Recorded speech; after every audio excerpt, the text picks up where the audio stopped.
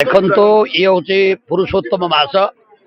ଏଇ ପୁରୁଷୋତ୍ତମ ମାସରେ ଜୁନ 1 ତାରିଖ ଠାରୁ 9 ତାରିଖ ପର୍ଯ୍ୟନ୍ତ ଏଇ ମହେନ୍ଦ୍ର କ୍ଷେତ୍ରରେ ବିଶ୍ୱଶାନ୍ତି ପଞ୍ଚକୁଣ୍ଡୀ ନବକୁଣ୍ଡୀୟ ହରିହରାତ୍ମକ ମହାଯଜ୍ଞ ସହିତ ଦେବୀ ଭାଗବତ ସପ୍ତାହ, ରାମଚରିତ ମାନସ ନବାନ୍ନ ଏବଂ ଭଗବତ ଗୀତା, ହରିହରାତ୍ମକ ମହାଯଜ୍ଞ, 56 ପ୍ରହର ନାମଯଜ୍ଞ, ଅର୍ଣ୍ଣଯଜ୍ଞ, ସମସ୍ତ ଆନୁଷଙ୍ଗିକ ଦୈବୀ ବିଭାଗର ସାଂସ୍କୃତିକ କାର୍ଯ୍ୟ ଅନୁଷ୍ଠାନ ହେଉଛି।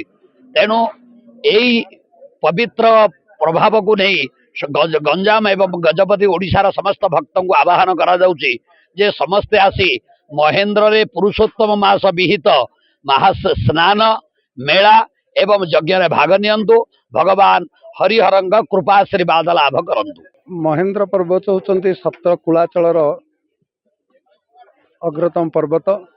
जो पर्वत होउचंती आमर सनातन वैदिक हिंदू धर्मर एक जीवंत देवता। आम माने पर्वत को जितेबाला मूर्ति पूजार व्यवस्था नाला, मंदिर व्यवस्था नाला, पुराण रचनार व्यवस्था नाला, सेतबेले आमे नदी को, पर्वत को, वृक्ष को, सूर्य भगवान सूर्य को आमे देवता रूपे पूजा करथुले। से माने होचुनी आमर नित्य देवता। तांकर आशीर्वाद जो आम शरीर माने सुस्थता रही थाए।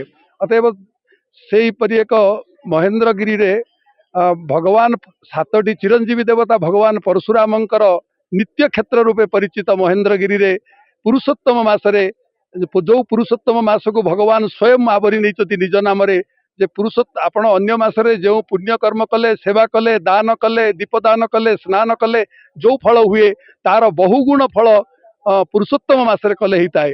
तेणु पुरुषोत्तम मासरे आम माने महाप्रभु भगवान परशुरामंकर कृपारू वर्तमान ए क्षेत्र एक सबु प्रकार सुव्यवस्थित आध्यात्मिक कार्यक्रम होचंती। जो कार्यक्रम को आमे माने उपभोग कले आमको आमर संस्कृति, धर्म और दर्शन एक व्यवस्था अनुभव हम। महेंद्र आसुथिबा पर्यटक व तीर्थयात्री मान रिसोर्टर इको रिसोर्टर व्यवस्था अच्छी। जेहेतु कि महेंद्र एक जैव उन्नयन क्षेत्र, ताकू आमे कलुषित करवानी एवं ताकू गछ जमी कटा हेनी, एक औषधीय बण यहाँ कहले अत्युक्त हेनी, मेडिसिनाल हब अच्छी। ताकू जमी तार परिवेश सुरक्षित हेब, ताकू आखि आगे रखिक पर्यटन क्षेत्र विकास करा डीपीआर में प्रस्तुत हो सारी। जमी परशुराम क्षेत्र 86 मसीह परशुराम महाराज से मूर्ति उद्घाटन करते तत्कालीन आम पूर्वतन मंत्री, पूर्वतन राज्यपाल विश्वभूषण हरिचंदन एवं गौरी कुमार ब्रह्मा एवं स्वयंसेवक संघर समस्त अधिकारी मान उपस्थित एवं तापर ये रास्ता खोली समस्त जावास एपटे मंदुसापुर रास्ता थिला।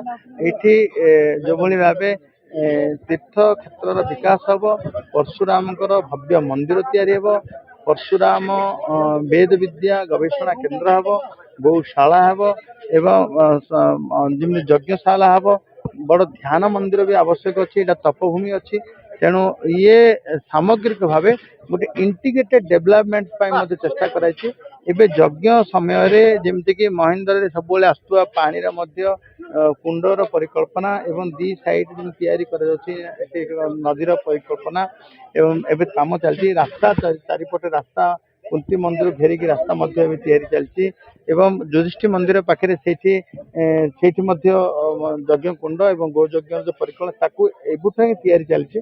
सब कथा आस्ते आस्ते आस्ते आस्ते आस्ते हम, किंतु सबुठ बड़ कथा हूँ यज्ञ ही सबुठार बाट खोल एवं यज्ञ समय थिबा कारण इलेक्ट्रिफिकेशन भी चली। आप देखुए इलेक्ट्रिफिकेशन 3-4 दिन भितर कंप्लीट हो। बड़ कथा हूँ भीम मंदिर पर्यंत, कुंती मंदिर पर्यंत इलेक्ट्रिफिकेशन हो।